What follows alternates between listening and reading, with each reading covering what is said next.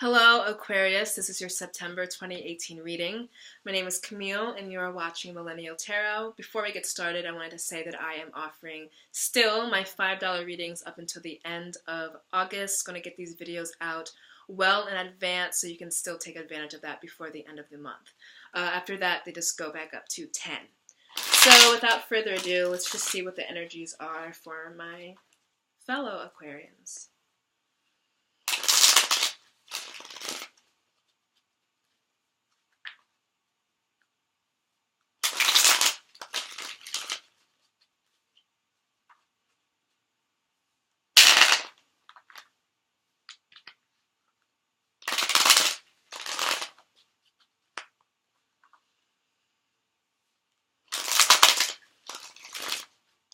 All right.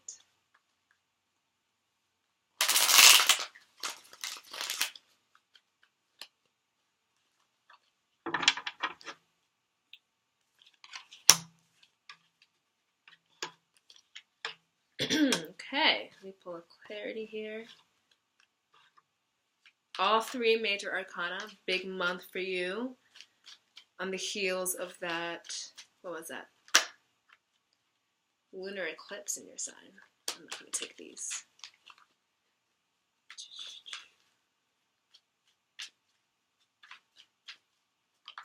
Okay, who popped out? Okay, I'm going to do one more.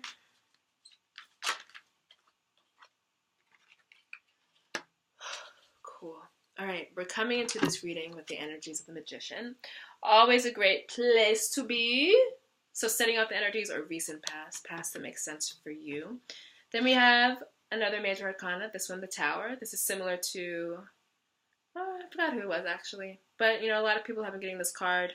The Tower comes up rarely, so it comes up when it's really necessary that it be here. And then we move into the Hanged Man. So this is really moving through change and kind of waiting to see, what's next, what's happening next. Now I wanted to clarify because the Hanged Man ends this reading on sort of a pause. So it's kind of like, okay, where do we go from here? And we have some interesting cards of communication. So this is the Seven of Swords coming in to clarify that Hanged Man. And then I want to clarify the entire reading, and what came up was the Three of Cups. So really heading into this place where we need to clear up some communication or clear up our own desires, clear up our own goals and actions, and then see that it comes to us with celebration once we clear it up and once we deal with the shakeup. So really what's happening here is that you're in this place of manifestation, of really feeling in control, of really hitting the reset button. Maybe for some of you still dealing with that lunar eclipse that was in Aquarius. These eclipses take 6 months, so give it a big window for what it can mean for you. But the Magician really coming up to corroborate the magic of that lunar eclipse and what it means for your internal life and how your internal life then shapes your outer life. And the Magician, being the ruler of all suits, Cups, Pentacles, Wands, and Swords, really denoting this control and this kind of alchemy that you have over all type of modalities in your life and all kinds of people in your life and how it's going to come in for you. Now, the Magician is in the past position, so there's a little bit of Aquarians forgetting their power. There's a little bit of Aquarians forgetting that you can create your own existence for better or for worse. But the Magician is still coming up strongly here to say, don't forget that you have the capability to literally create anything that you want during this time and see it bring you major successes and major overhauls in places where you have not seen movement for a while. And then we have, the Tower card, another major arcana card. So really the universe is speaking to you very loudly here, quite loudly here. The Tower card reminds me of the planet Pluto, which always just kind of comes in and demolishes structures and demolishes things that were not strong to begin with. So where you had your Magician phase where you're like, okay, everything's possible, I'm feeling this reset, renew, I'm feeling quite empowered over how I can create my life and how I'm the captain of my own ship and I can do this, and really believing in yourself. The Tower then comes in to say, what still needs to be let go of, where are you trying to create to make up for perceived lack? Where are you trying to create? The magician can also come up to say, where are you trying to have these magical manifestations? Where are you still not putting in work? Where are you still hopeful thinking? Where are you still not letting go of the things that really need to be let go of? And we have this even in the optics of the card, light with dark, and lunar eclipse is that sun to moon connection. So is the sun, coming to say, you have this possibility, you have this thing, you have this mojo, this power, this empowerment, and this thing inside you that can create literally anything at once. And then, the dark side of the moon coming in to cast a shadow to say, but wait, you haven't dealt with this. You haven't dealt with this person. You haven't dealt with this side of yourself, this shadow side of yourself even. It's really speaking to shadows and things done in the dark and things that you aren't looking at. And when you dismantle those structures, when you even look them in the eye and acknowledge them, that is when you're that is when you can have some more movement, and that is when you can have, you may be finding in your magician phase, especially because in the past that you felt the empowerment and you're trying to create, but you keep coming up against blocks. Well, that's because something needs to be let go of, something needs to be cleared. And then we move here, this is a funny reading optically because we have sunshine, complete pitch black, and then, the combo, which is kind of overcast clouds. But, the Hangman coming in to say, flip a perspective, be flexible. How can you do something differently? How can you see something differently? Coming off the heels of the Tower card, where you need to adapt, where you need to imbue a little bit more flexibility. The Tower card is also what the universe does to us. So you could find that in this month, it's not going to be anything bad, because we have beautiful Magician and the Three of Cups here. So it's not going to be necessarily anything bad, but the Tower card does say that the universe might step in and take something away from you. Push a person away from you, push a situation away from you. But it's always a good thing, because once again, it only pushes and gets rid of things that aren't strong, that won't stand with you on your journey. So the Hangman kind of sees you contemplating at the end of the month what that was, why it had to be let go of, why it happened. The Hangman imbues a little bit flexibility, where Aquarius is a fixed sign. So all fixed signs are kind of going through change, which is kind of opposite your modus operandi, where you kind of just want to stay the same and stick to the same things over and over again.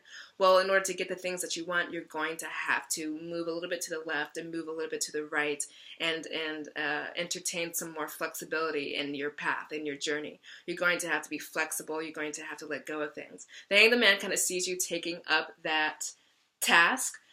Feet to the sky, head to the ground, seeing something differently, hanging out until you get the right answers, and not just trying to move, not just trying to create for the sake of creation. The Magician card is something to be respected, and just because you have the power to manifest, a car, to manifest a person, to manifest a job, does not mean that that's the right thing for you. It does not mean that you're moving into, where you're supposed to be. So it's kind of, the be careful what you wish for is kind of using your powers for good. You're very powerful this month, Aquarius, but in the summer.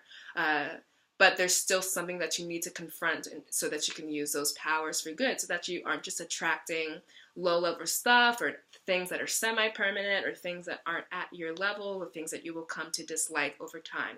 So the Hangman kind of sees you hanging out, taking that pause, and entertaining, being flexible. Now, when three major arcana cards comes up, I literally can only speak in archetypes. I can only speak with these deep introspective things happening. So should this be a more cloudy reading for you, do please do the personal reading. But we did pull two more cards to kind of give us, the direction and the flavor of what is happening here. So the first thing that came up to clarify the Hangman was the Seven of Swords. And the Seven of Swords speaks to duplicitous communication with others or with ourselves. Speaks to not having the full story. Someone trying to, steal your thunder, steal your ideas, steal your dreams.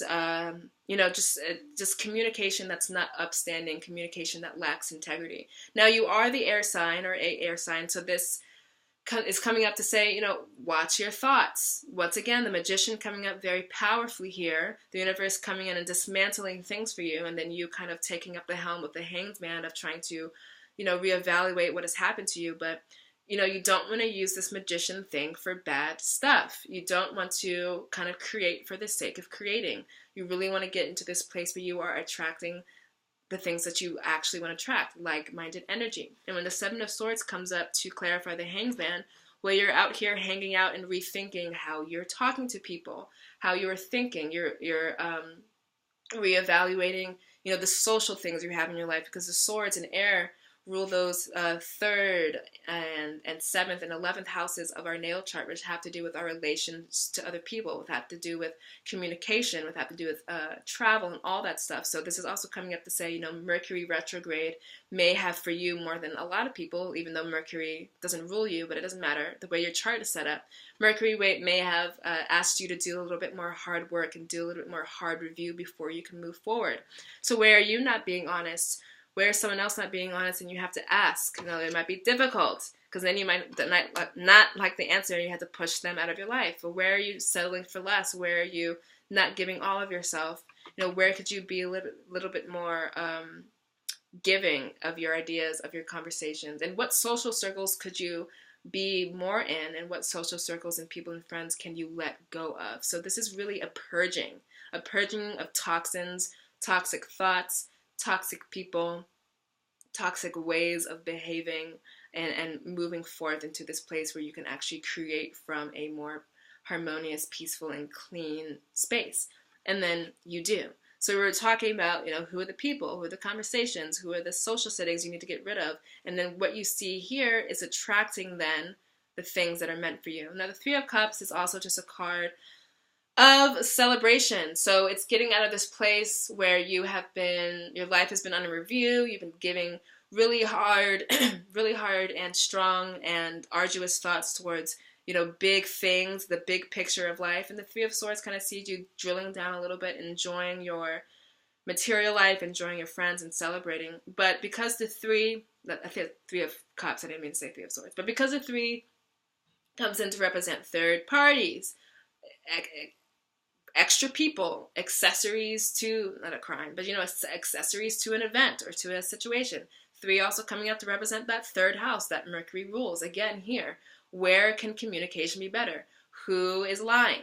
Who are you lying to? Where are the thought patterns in the interactions that are less than perfect? Where are the interactions that you need to throw out? Where are the people and things that you need to throw out so that you can actually find your tribe? Find your energy. Find the people you belong with. Who are the people who are jealous of you? Who are the people who see what you're doing and take notes and try to steal?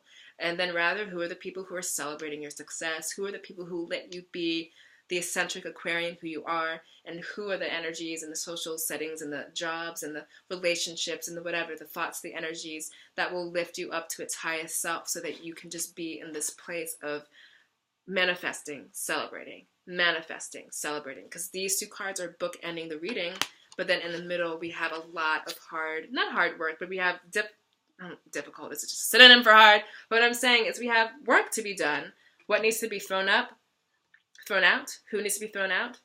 Situations, jobs, relationships, stuff that you're thinking. What needs to be thrown out? What needs to be cleared up? What needs to be made honest? Who needs to be confronted? Who may confront you? And how can we see it differently? How can we be more flexible on our path? How can we create from this place of honesty and integrity? And then you just move back into your cycle of manifestation, celebration, manifestation, celebration. But getting to the place where between all that, you really clear up the gunk that is happening in your life. And again, this could be something that happens for you. The Tower is also the universe coming in to clear something away. And it's good when the universe clears away, because then we have fertile ground on which to grow. Or maybe you lack the confidence or the know-how to get situations out of your life that you don't like, and then the universe gets them out of your life for you, or something very obvious will happen and it'll be like, okay, bye. So don't look at this as a bad time, as a hard time. Just look at it as a purging, a clearing, a detoxification, so you can go back to manifestation and celebration. So this is a heady reading. I know that you can understand it. You guys are a heady sign, or we are a heady sign, but again, my invitation that my $5 reading, should you want something more personal to you. But until then, I hope that this video finds you well. Take care and see you in October, fresh and detoxified.